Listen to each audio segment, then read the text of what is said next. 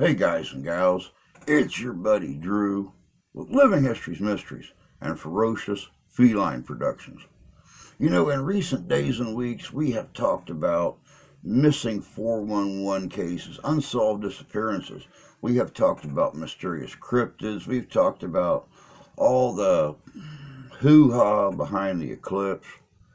We've talked about Amelia Earhart and the conspiracies and the mysteries behind her disappearance and what may have happened to her. Today we're going to continue that look into a few mysteries that history left behind that it's just really kind of impossible to put your finger on what these things actually are, where they came from, and who built them. Check this out. This is good. Did a man-eating beast once roam the Glastonbury Mountain in Vermont? Many have concluded this to be a possibility due to the baffling disappearances which have occurred within a triangular area of the mountain. Now known as the Bennington Triangle, was this mountainous area once the hunting grounds of a terrifying animal? An animal similar to the suspected culprit of the terrifying events which occurred within the Dyatlov Pass in 1951, an event largely, but reluctantly, put down by many as an attack by a Yeti. Between 1945 and 1950, activities peaked with no less than 5 people disappearing within the Bennington area in mystifying circumstances. November 12, 1945. 74-year-old Mitty Rivers vanished while hunting. Guiding a group of 4 hunters up the mountains, Rivers got slightly ahead of the group and was never seen again. Combing searches were conducted, yet the only thing discovered was a single rifle cartridge in a stream. Rivers was an experienced hunter and fisherman, extremely familiar with the local terrain. Paula Weldon, 18, would vanish on December 1, 1946. An 18-year-old sophomore, she had set out for a hike along the long trail. She was being followed along the trail by a couple who were about 100 yards behind her. According to them, she turned a corner ahead and vanished forever. An extensive search was conducted by the FBI, including a $5,000 reward for any information. However, no trace of her has ever been found. A strange rumor would subsequently circulate the town some years later, stating that she had fallen in love with something in the mountains and had become a recluse up there. December 1st, 1949, exactly 3 years later, James Tedford, a war veteran, got on the bus. Somewhere between the last stop and Bennington, Tedford somehow vanished from the moving bus. His belongings were still in the luggage rack, and an open bus timetable was on his vacant seat. Paul Jeffson vanished within the Bennington Triangle on October 12, 1950. Although he was wearing a large, bright red coat, he was never seen again. Apparently, bloodhounds tracked him to the same stretch of road where Paula Weldon had vanished some 4 years prior. These are just a small number of the unexplained disappearances that have occurred within the Bennington Triangle. Are all these strange vanishings just an unfortunate coincidence? Or is there something else more sinister at play? Whatever is on the Glastonbury Mountain causing these events, we are not in a rush to personally meet it. Many of the sites we often select to cover can oftentimes be barely surviving relics from lost antiquities. However, we find ourselves in a fortunate age where not only do we have the technology to study vast volumes of literature, all at the tap of a finger, but also enables those with similar interests and possibly knowledge of a ruin unheard somewhere to discuss such. And so far, it seems the ongoing debate has found a healthy home here on YouTube. Indeed, with a number of .com websites becoming more and more popular, this being an inevitable result of the exposure of the many relics we share, proving a vast amount of people share a similar opinion, and like you and I, are seemingly not blind to the obvious, rather than blindly following the opinion fed to them by authority. However, the fact that the many as-mentioned ruins no matter how robust, made from any known material, will all eventually return to nature, either through erosion or entropy. It is inevitable. We are in an age where not only do we possess such capabilities, but there are fortunately countless ruins once made of enormous, notoriously weather-resistant tough granite. Baffling and unexplainable stones, we simply cannot decode how they were used. And we feel this is perhaps the exact reason they were used in said ruins. Perhaps it was a statement to say, we were here, and we were advanced. The polygonal roadway on Cypress Hill, for example, the main subject of this video, is one such example of a ruin that, due to its apparent construction and courses, is clearly a close match to that of polygonal masonry, now cataloged all over the world. The opportunity to dismiss as geological, we feel, is becoming a stronger argument by the day. Cypress Hill's polygonal roadway reveals there are many incredible areas which are not as robust as others, far more susceptible to erosion. However, in the channel's opinion, archaeological excavation should be undertaken. It will prove or disprove the discovery of the formation's true origins, either artificial or an uncanny natural formation. It is indeed an exposed section of a much larger, still buried road, which is laid preserved under the soil, just waiting to be exposed. Who built the roadway on Cypress Hills? Do you feel confident in declaring it of artificial origins? Or do you perceive it as a geological formation? Feel free to let us know your opinion in the comments. I think adding personal opinions below will be an interesting exercise for all to see in regard to public opinion of the formation. Hopefully, one day localized digs will expose the reality once and for all regarding the road. Undoubtedly, a most curious, uncanny of rock formations, one which we find highly compelling. Over 100 years ago, a curious discovery was made in a town now named after this Upart, Rockwell, within Texas. An ancient wall was unearthed, and although it was clearly of an artificial nature, its possible age predictably made a number of people in the academic world deny its artificial origins in favor of a far less likely scenario involving natural formation. Although magnetic exploration suggested that the rock wall had been where it lay for over 100,000 years, its origins have been heavily debated ever since its initial discovery.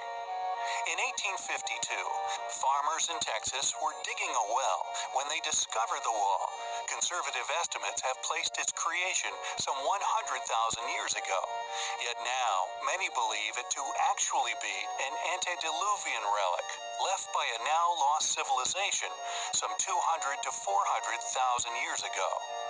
Dr. John Geisman of the University of Texas, Dallas, tested the rocks as part of a History Channel documentary, giving credence to the denial of its artificial origins, suggesting they formed where they were, claiming that they were all magnetized in the same way.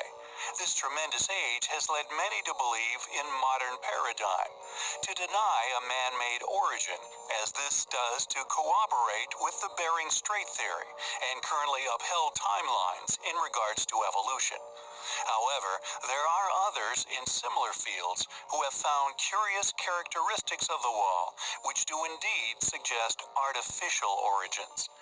Geologist James Shelton, for example, and Harvard's architect John Lindsay have focused on its unique design features, including architectural elements, archways, lintelled portals, and square doorway and window openings, which all suggest not only artificial creation, but functionality for humans, which nature would simply not create. The depth or past height of the wall is also an impressive legacy. The family of T.U. Wade, who moved to the area and initially made the discovery, dug to a depth of 40 feet to try and find the bottom of the wall. This excavation, however, was abandoned without finding the bottom.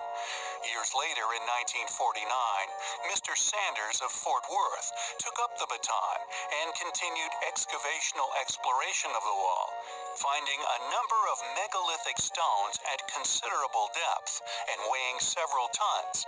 After bringing them to the surface, mysterious pictographs were found upon them, further supporting the thesis of artificial origin. In addition, curious metal rings of modern composition were found embedded in rocks, suggesting the presence of lost technology. It would appear that the wall is indeed an antediluvian relic, one possibly submerged and subsequently buried in ancient sediment during the Great Flood. Modern studies have found that the wall is in fact 6 stories tall and 20 miles in length, with a number of individuals now attributing the wall to a lost civilization of giants due to its inexplicable nature. Quote, "It is good when examples like rock wall appear that test our abilities and cause us to question basic Newtonian mechanistic assumptions that have not been modified for over 150 years. Physics had to abandon this approach at the turn of the century, opting instead for relativity and quantum mechanics in order to further their understanding of matter and the universe," said James Shelton, geologist from New Orleans. It is a relic which we find highly compelling.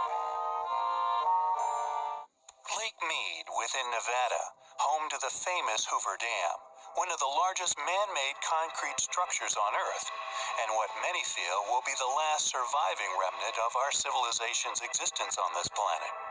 Although it is also home to a number of other, lesser-known, yet just as astonishing feats of human engineering, similar to that of the incredible finds we have previously covered, an ancient mine, and although we know it was created for the collection of salt, the date of its creation remains a mystery, with evidential examples of activity within this mine, not only by a now lost civilization, but one that easily predated even that of the Native American himself. As mentioned in the Scientific American of 1926, quote, "Mines were operating in Nevada many centuries before the days of Aurora and Piyush of Virginia City. One of the discoveries made by archaeologists now delving into the ruins of Pueblo Grande. Many centuries is putting it mildly, for the finds show that mining was in progress at the beginning of the Christian era, some 20 centuries ago, and there are strong indications which point to work created at an even earlier period." End quote. Mysterious circular carving, reminiscent of those of Baalbek, Aswan, Mazda Caves, Longyu, etc., are present within the mine, and although it is claimed these were made with stone picks, a true explanation as to the real technology or tools used to liberate this salt is yet to be discovered. Yet the reasoning behind such circular carving has seemingly been unraveled by a find at the bottom or oldest parts of the mine. The salt was seemingly isolated in these circular carving marks as they became deeper and deeper. Then the center block of rock salt was believed to have been broken off by hand and taken out by the miners. What is truly astonishing about this mine is its size. Although initial investigations of the cavern were to identify its purpose, this salt mine has since been bought by industries invested in salt production due to its quality. Yet the mystery surrounding how these ancient people discovered this vault of salt, or indeed how they carved their way through an entire mountain in its pursuit, if we assume them to have been primitive in nature and ability, remains an absolute enigma. However, if one were to allocate such feats to a more developed human state, identifying this huge deposit of salt, and indeed the adaptive stone-cutting technologies we feel were clearly used elsewhere, incorporated into this mining process, and explained how they managed to dig to such depths here, and indeed at other astonishing ancient sites the world over, are rather easier to explain. Yet, I digress. Regardless of our own suspicions as to how this incredible mine was created, its existence alone, we feel, is proof that those responsible had far more knowledge and capabilities than modern man gives them credit for. It is an incredibly ancient mine, one in which we, and indeed many others within our field, find incredibly compelling. Welcome back. You know, it's like I said in the beginning, some of these mysteries that were left behind seem almost impossible to figure out their origins, their builders, their creators, or what they are. You know, it would be above the height of hubris to actually think that we know everything. Our arrogance would be so great that it's not possible. It's not possible for us to feel like we know all the answers. Humans love a good mystery. It's always been that way, and it always will. What do you think about some of these mysteries that history left us to try to figure out? Or did history just leave it as it was, and we're just supposed to do the same? Let me know in the comments below. That's all I got for you guys today. I'm going to get busy doing research on our next video. But until next time, y'all take care of yourselves. Take care of each other. God bless you. God love you. I do. And we'll see you in history.